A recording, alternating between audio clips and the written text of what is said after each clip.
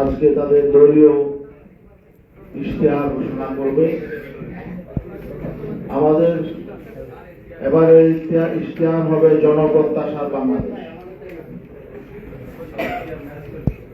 আজকে ইসলামী আন্দোলন বাংলাদেশের মতো আমির হযরত পীর সাহেব হুজুর চরমনাই তিনি আমাদের জাতীয় নির্বাচনের জন্য জাতির উদ্দেশ্যে ইশতেহার ঘোষণা করবেন, নির্বাচনী ইশতেহার ঘোষণা করবেন। এই ইশতেহার ঘোষণা অনুষ্ঠানে আপনারা অনুগ্রহ করে উপস্থিত হয়েছেন। আজকে এই অনুষ্ঠান কভার করার জন্য আপনারা এসেছেন। এই জন্য ইসলামী আন্দোলন বাংলাদেশের পক্ষ থেকে আপনাদের আন্তরিক মোবারক।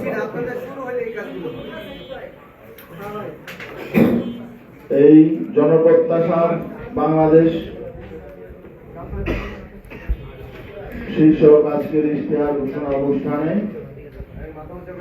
ইসলামী আন্দোলন বাংলাদেশের মোতামি হযরত পীর সাহেব চরমনাইয়ের পাশাপাশি উপস্থিত আছেন ইসলামী আন্দোলন বাংলাদেশের প্রেসিডিয়ামের অন্যতম সদস্য অধ্যাপক আশরাফ আলী আকন, উপস্থিত আছেন প্রেসিডিয়ামের অন্যতম সদস্য অধ্যাপক মাহবুবুর রহমান, উপস্থিত আছেন ইসলামী আন্দোলনের অন্যতম যুগ্ম মহাসচিব অধ্যক্ষ হাফেজ মাওলানা ফজলে বারী মাসুদ, উপস্থিত আছেন সহকারী মহাসচিব মাওলানা আহমদ আব্দুল কাইয়ুম, উপস্থিত আছেন সহকারী মহাসচিব মাতিকুর রহমান, উপস্থিত আছেন ইসলামী আন্দোলন বাংলাদেশের কেন্দ্রীয় প্রচার সম্পাদক শেখ ফজলুল করিম মারুফ, কেন্দ্রীয় দপ্তর সম্পাদক মাওলানা লোকমান হোসেন জাফরি, আরো উপস্থিত আছেন আমাদের ইসলামী আন্দোলনের কেন্দ্রীয় কৃষি ও শ্রম বিষয়ক সম্পাদক আলহাজ আব্দুর রহমান, উপস্থিত আছেন কেন্দ্রীয় উপদেষ্টা আলহাজ আফতাবউদ্দিন আহমদ, কেন্দ্রীয় ফরিদপুর বিভাগীয় সাংগঠনিক সম্পাদক মাওলানা আরিফুর রহমান, কেন্দ্রীয় শিক্ষক ফোরামের কেন্দ্রীয় সভাপতি অধ্যক্ষ নাসির উদ্দিন, উপস্থিত আছেন ইসলামী আন্দোলন বাংলাদেশের কেন্দ্রীয় অন্যতম নেতা মুফতি হেমায়েতুল্লাহ, আর উপস্থিত আছেন ইসলামী আন্দোলনের বিভিন্ন পর্যায়ের নেতৃবৃন্দ, ইসলামী ছাত্র আন্দোলন, যুব আন্দোলন, শ্রমিক আন্দোলন এবং জাতীয় উলামা শাহেখ আইম্মা পরিষদের নেতৃবৃন্দ, উপস্থিত আছেন জাতীয় উলামা শাহেখ আইম্মা পরিষদের সম্মানিত সাধারণ সম্পাদক মুফতি রেজাউল করিম আবরার, অন্যান্য নেতৃবৃন্দ উপস্থিত আছেন।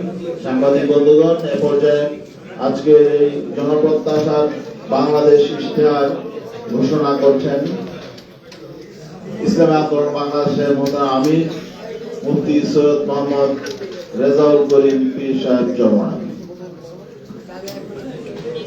আসসালামু আলাইকুম ওয়া রাহমাতুল্লাহি ওয়া বারাকাতুহু। বিসমিল্লাহির রহমানির রহিম।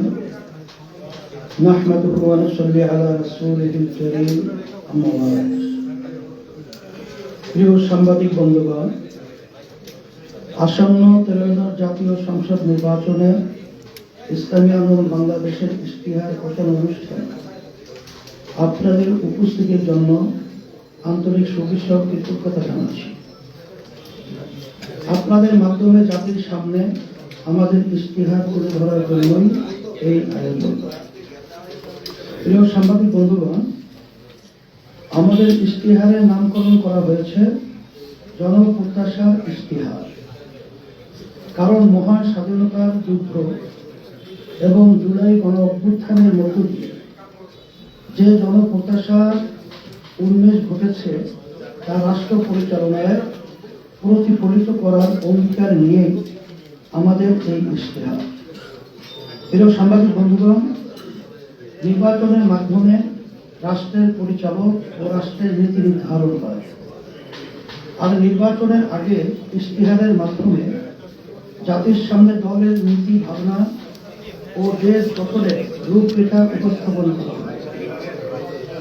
আসন্ন ত্রয়োদশ জাতীয় সংসদ নির্বাচনে ইসলামী আন্দোলন বাংলাদেশ তার নীতি ভাবনা ও দেশ গঠনের রূপরেখা ও কর্মসূচি উপস্থাপন করার জন্যই এই ইশতেহার পেশ করছে। ইসলামী আন্দোলন বাংলাদেশে ইশতেহার জাতির সাথে একটি প্রতিজ্ঞা।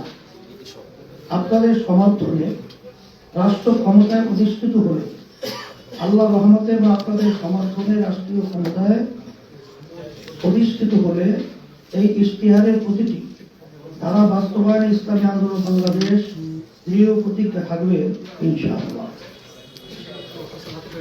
24শে জুলাই শুরু হওয়া এই ছাত্র আন্দোলনের ধারাবাহিকতায় গণ অভ্যুত্থান সংগঠিত হয়।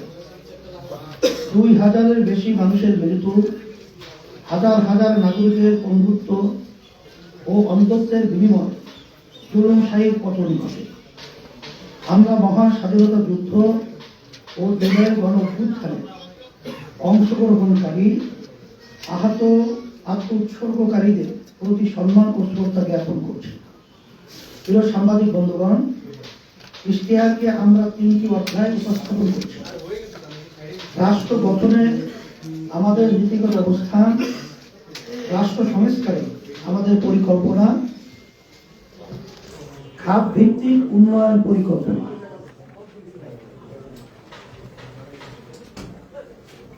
রাষ্ট্র গঠনের নীতিগত 8 দফা আমাদের পরিকল্পনা রয়েছে। রাষ্ট্র পরিচালনার সকল ক্ষেত্রে ইসলামের মৌলিক নীতিমালার পরিপালন। ইসলাম প্রচলিত অর্থে ধর্ম বলতে যা বোঝায় তার চেয়েও বিস্তৃত একটি ধারণা। বিশ্বাসের সমষ্টি ও ইবাদতের সাথে সাথে ইসলাম জীবন পরিচালনার সকল ক্ষেত্রে সুনির্দিষ্ট নীতিমালা ও নির্দেশনা দেয়। বিশেষ করে মানুষের সবচেয়ে বড় যৌথ প্রকল্প রাষ্ট্র শাসন সংক্রান্ত বিষয় ইসলামে নির্ধারিত বিস্তৃত এবং বহু শতাব্দী চর্চিত রীতিনীতি ও বিধিমালা রয়েছে, যার আলোকে 1300 বছর মানব সভ্যতা শান্তি ও সমৃদ্ধির সাথে পরিচালিত হয়েছে। রাষ্ট্র পরিচালনা ইসলামের মৌলিক নীতিমালার মধ্যে রয়েছে আদালত, ইনসাফ, নাগরিকের স্বার্থের প্রতি সংবেদনশীলতা, দায়বদ্ধতা, সামাজিক নিরাপত্তা ও আইনের শাসন। ইসলামী আন্দোলন বাংলাদেশ রাষ্ট্র ক্ষমতায় গেলে এই মৌলিক নীতিমালা পূর্ণ প্রতিপালন করবে। ক্ষমতার চর্চা ও হস্তান্তরে গণতান্ত্রিক পদ্ধতির ধারণা। একটি ন্যায়ভিত্তিক, নিরাপদ, সুশাসিত ও সাম্যভিত্তিক বাংলাদেশ গড়ে তোলা হবে। শাসন ও রাষ্ট্র সংক্রান্ত ইসলামের ধারণায় ক্ষমতার চর্চা হয় না, বরং দায়িত্ব পালন এর মনোভাব প্রাধান্য বিস্তার করে। নাগরিকের সাথে শাসকের সম্পর্ক ক্ষমতার সম্পর্ক না, বরং দায়িত্ব এর সম্পর্ক বিরাজ করে। এই নীতিবোধ থেকে রাষ্ট্র পরিচালনা করা হবে এবং দায়িত্ব হস্তান্তরে আগ্রহী দৃষ্টিভঙ্গি লালন করা হবে। ক্ষমতা হস্তান্তর কেন্দ্রিক অস্থিরতা থেকে দেশকে বের করে আনা হবে। ভোটাধিকার ও গণতান্ত্রিক মূল্যবোধ চর্চিত হবে।